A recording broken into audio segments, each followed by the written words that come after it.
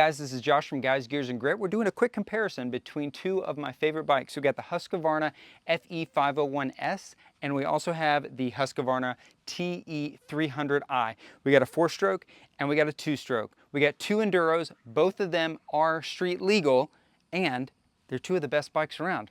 Which one's going to be the best for you? So let's dive right in. Now, I did mention that both of these are street legal. The 501S, make sure you get an S, is the street legal model. If you get a non-S, there are some states where you can go back and figure out a way to make it street legal. It is often expensive, probably more trouble than it's worth in terms of cost, and so I recommend if you do plan to ride it on the street or any of the wildlife management areas like we have here in Florida, you do need to have a plate on it, so do make sure you get the 501S. Now, when you come over here to the TE300i, it's a little bit of a gray area. Some dealerships were able to get them plated, some were not. So you want to make sure that if you are buying it on the secondhand market, that you are buying a model that you are able to get a plate for, which this one thankfully does. First thing we'll talk about is price. Both of these start at right at about 10 grand. Sometimes you'll see them on sale at a dealership. You can maybe get them down in the mid-9s range. Used on the secondhand market, if they're used and in pretty darn good condition, I've seen them float around the $6,000 to $7,000 range. With the edge going to the TE300, it seems that they do still command a little bit higher of a price point. Next thing that we'll talk about is handling.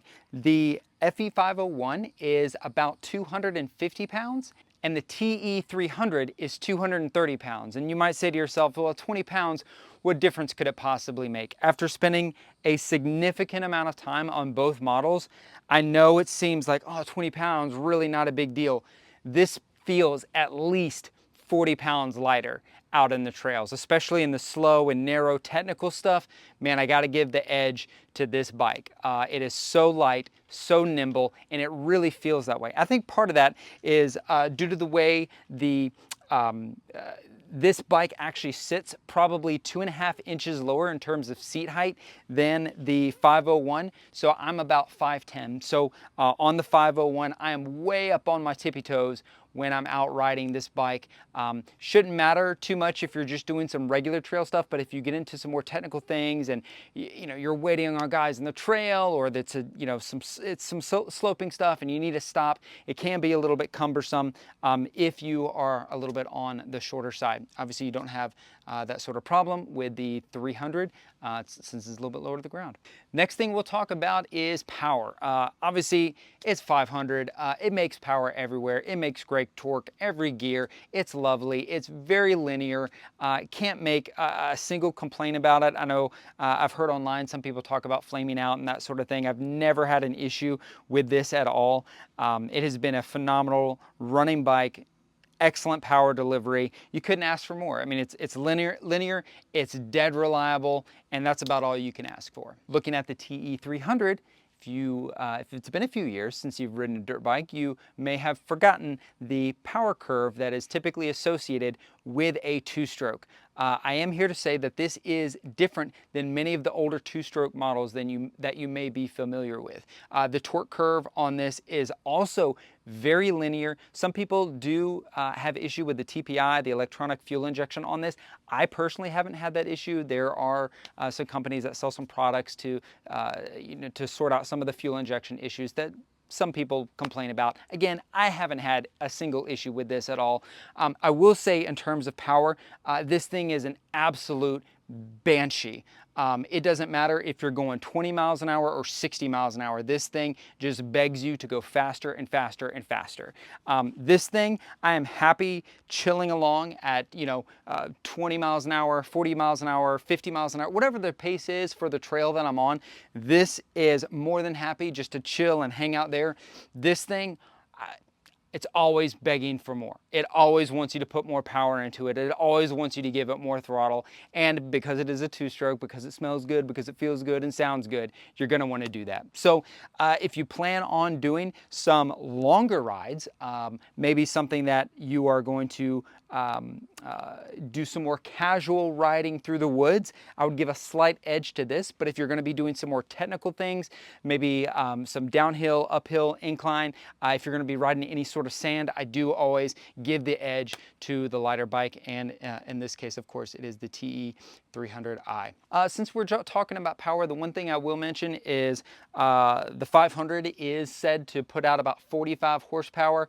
The 300i says to be about 40. However, it feels as if the 300i has like 10 to 15 more horsepower. I'm sure part of that is just like the butt dyno being off. I'm sure part of that is because it's a two-stroke and because it's louder. I'm sure part of that is because it's a, you know, it's a lighter bike. It wants you to have more fun. I'm sure that's the reason why, but in real world experience, my goodness, this feels so much faster. All right, in terms of maintenance items, a lot of things are gonna be fairly similar in terms of brake pads and tires and consumables and those sorts of things. Obviously, where they differ is in terms of the oil change intervals. So on the 501, the biggest complaint I hear about the 501S is that the service manual does ask that the oil be changed every 10 hours. That is a little bit low, but probably about standard for a dirt bike. The thing that's kind of a pain in the butt with this is you do have to drain both drain bolts, set the bike on its side, take the old filter out, put the new one in, pre-charge the filter, stand the bike back up, and it's just a whole process. It's a whole endeavor just to change the oil. Not a big deal, but it's something to keep in mind simply because the oil change interval, which is not the engine oil, of course, because it's oil injected, it's the gear oil, and the service manual calls for a gear oil change every 20 hours. So in terms of ease of maintenance, I'm going to give a slight edge to the 300i because the gear oil change is so darn easy on this bike. I just gotta give the edge to the 300. We'll talk about a couple things I don't like. First, for the 501S, the tune for the US model leaves something to be desired. So the very first thing that guys will often do when they get the 501S is immediately get the Euro tune. It really opens up this thing and makes it exactly what it should have been out of the box. So just keep that in mind. If you go to pick one up new from the factory, you're probably going to want to budget about $500 to $600 to make sure you get the Euro tune on there and make sure it is running optimally for yourself. To be honest with you, there's not a lot to not like about the 300i. I love everything about this. One thing that I did not like is that from the factory, it does not come with a fan. I actually do have a fan in here, aftermarket fan that will kick on if the bike starts to get a little bit warm.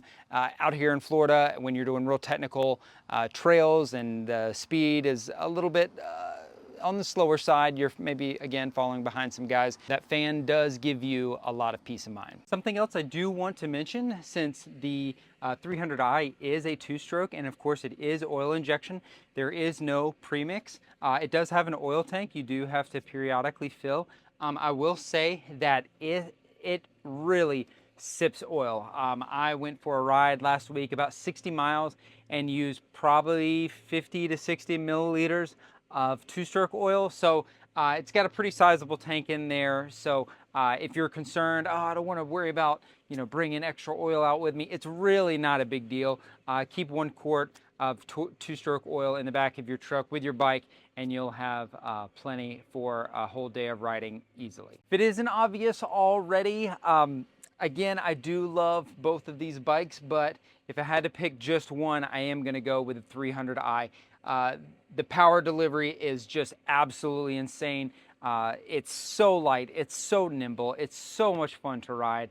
If I had to pick one of the two, I'm going 300i. 501, if I was going to do a mix of more casual trail riding where I spent some time on a trail, spent some time on the road, I'd probably pick up a 501S. But 300i or the 501S, you're really not going to go wrong with either one. They're both phenomenal bikes and you will be happy either way. If you like this kind of content, stick around, maybe drop a like or give us a subscribe. We're always putting out reviews and rants and raves and all sorts of things about all kinds of motorcycles. Would love it if you could do that for us. We'd really appreciate it.